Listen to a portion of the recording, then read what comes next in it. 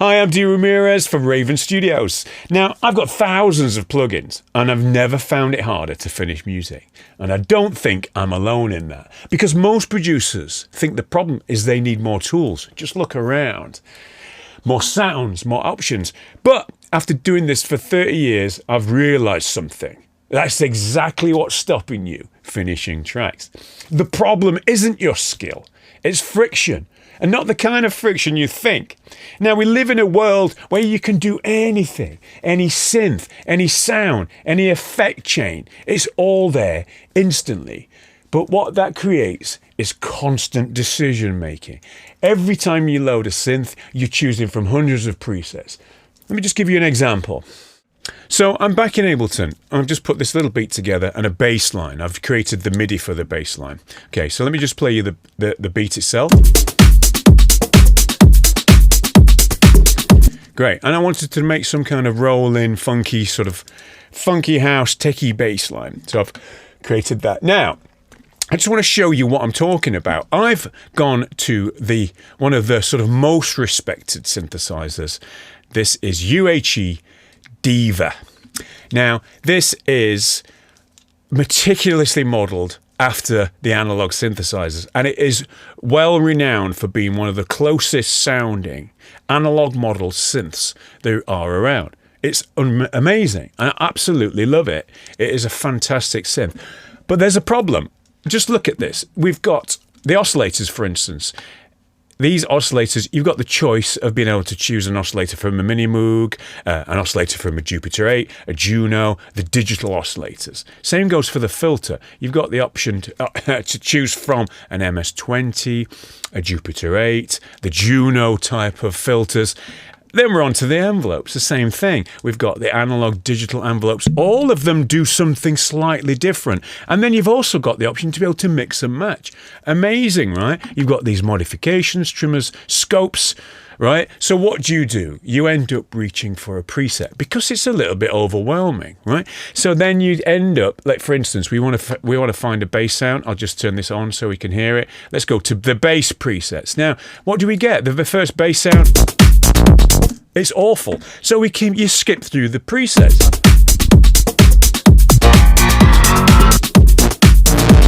Now, they've all been designed to sound sort of impressive off the bat. I mean, plugin developers want you to buy their synth, so you want you to play a sound and it sounds impressive on its own, but they just sound terrible in the mix. Okay, so what do? Then you think, oh, I want to favorite the sound so I can go back to them later. We've got 10 or 8 favorite tags, because of course you're going to want, if you're anything like me, I make all sorts of different music. You're going to want some presets for synthwave. You're going to want presets for tech house, rolling tech house. You're going to want presets for electro house. Okay, so then you preset them, you favorite them for a different tag. And then by the time you know it, your brain has just gone into decision making, not actually making music. Okay, and then in contrast to this, we've got this one here. This is the Soft Tube Model 82, modeled after one of my all-time favorites synthesizers, the first synthesizer that I ever got, called the Roland SH101. This is Model 82.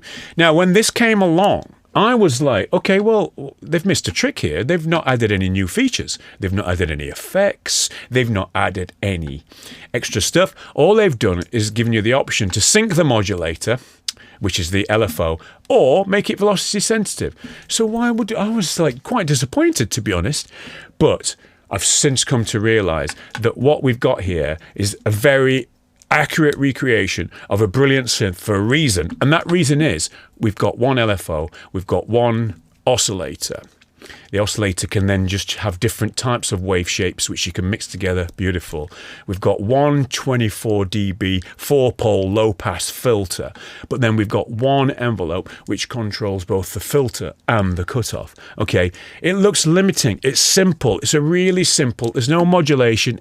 Nothing to mess around with, so you don't get lost in the weeds. And let me show you an example of this. Okay, so I'm gonna set this bass line up. You can hear it's a bit wobbly, so that's the pulse width. Let's bring that down there. Let's check the sub oscillator here. Let's bring that up. Brilliant. It's a bit long, so we bring down the release. Okay, and then the sustain's a bit high. Brilliant. Let's bring in some sawtooth wave. Let's bring in some square wave. Let's change the wave pulse width. And then the next thing we do is set the cutoff and the resonance.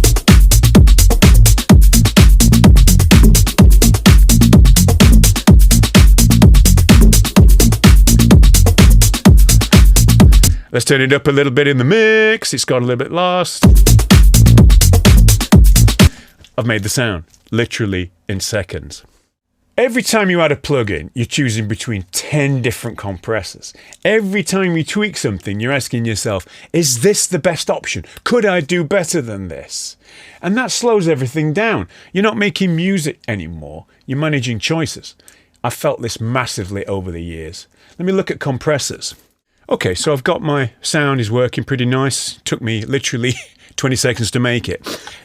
I've loaded some compressors here. Now, these are all really well-renowned, beautifully modelled compressors. The UAD Fairchild. Look at this.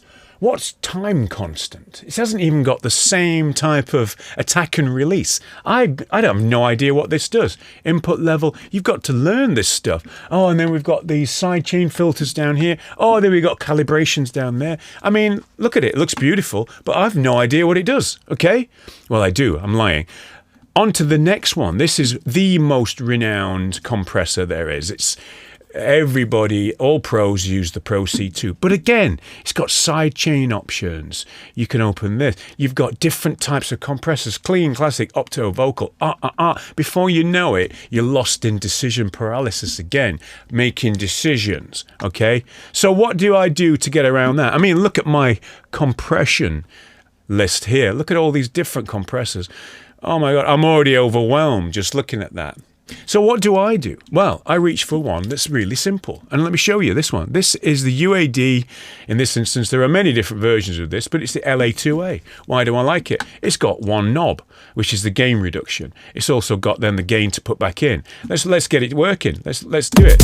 So what do I want? I want around about 5 dB. Let me just move that. I want around about 5 dB of gain reduction. Brilliant. And then I want to make sure that the gain is matched.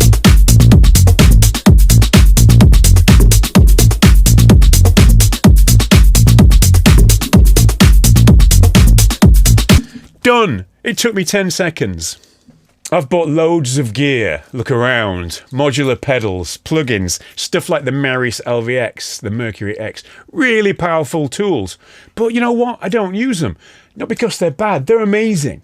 But they introduce friction, menu diving, too many options, too many decisions.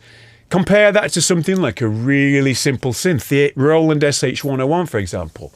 One oscillator, basic filter, no effects. You turn it on and you're already making something. There's no thinking, no browsing, no second guessing, and you're just in.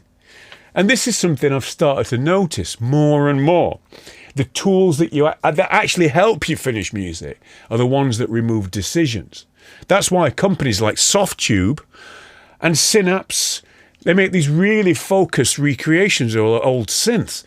They're not trying to give you everything. They're trying to get you there faster because limitation creates momentum.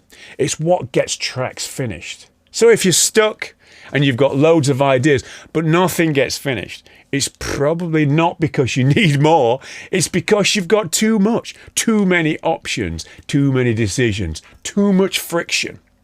I've actually been breaking this down properly inside the ravenstudios.com, looking at how to reduce friction in your setup, why simpler tools often sound better, and how to build a workflow that actually helps you finish music.